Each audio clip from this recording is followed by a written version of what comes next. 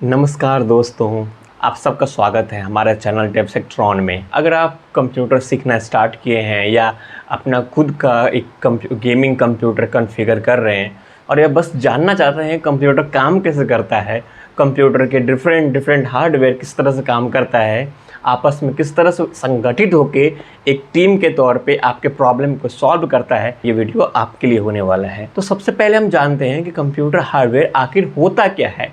सरल शब्दों में कहें तो हार्डवेयर कंप्यूटर सिस्टम के भौतिक हिस्से को कहते हैं, जैसे कि वो सारे कलपुर्जे छोटे बड़े पार्ट्स कंप्यूटर के जो कंप्यूटर के केस में मौजूद मतलब सिस्टम में कंप्यूटर सिस्टम में मौजूद होते हैं। आइए एक समान कंप्यूटर के मुख्य कंपोनेंट के बारे में जानते हैं, वे हिस्से जिसके बिना कंप्यूटर चलना नामुमकिन है, मतलब जिसके बिना कंप्यूटर चलना इम्पॉसिबल है। सेंट्रल प्रोसेसिंग यूनिट, सीपीयू आपके कंप्यूटर का दिमाग होता है। ये सॉफ्टवेयर से आने वाले सारे निर्देशों को प्रोसेस करता है और गणनाएं करता है। सीपीयू जितना ही तेज होगा आपका कंप्यूटर उतना ही फास्ट होगा। दूसरा जो इम्पॉर्टेंट पार्ट है हार्डवेयर का वो है मदरबोर्ड।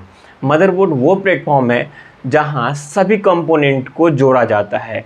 ये एक सर्किट बोर्ड होता है जिस पर सीपीयू, रैम, स्टोरेज, बाकी कंपोनेंट लगाए जाते हैं और आपस में संवाद करते हैं।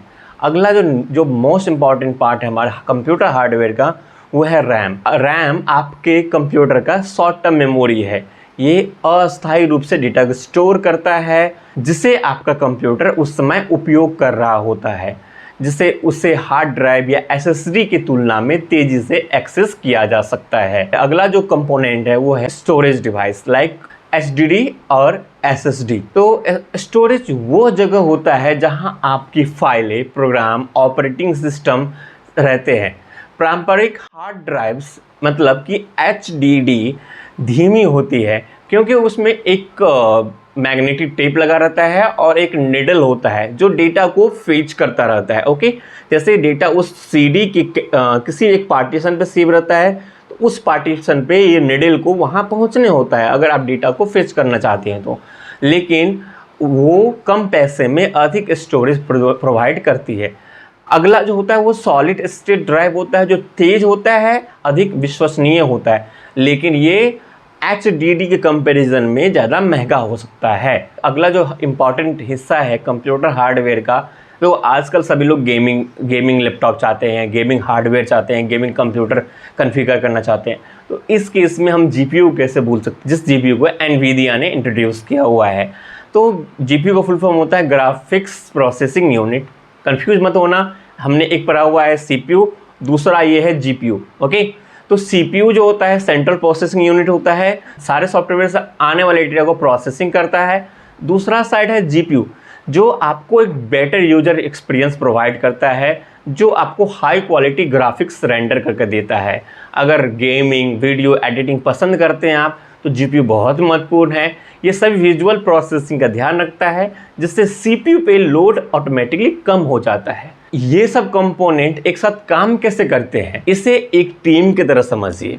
CPU कोच की तरह है जो निर्देश देता है। मदरबोर्ड वो मैदान है जहां सारा खेल होता है।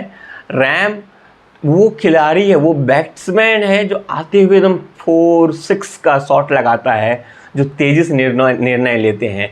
जबकि स्टोरेज रणनीति को रखने वाला एक किताब की तरह है। जब आप सिस्टम बॉक्स के अंदर पावर बटन दबाते हैं तो PSU बिजली प्रदान करता है, CPU निर्देशों को प्रोसेस करना शुरू करता है और डेटा रैम के माध्यम से प्रभावित होते हुए आपके CPU तक पहुंचता है और आपका स्टोरेज आवश्यक फाइलों को रिट्रीव करता है।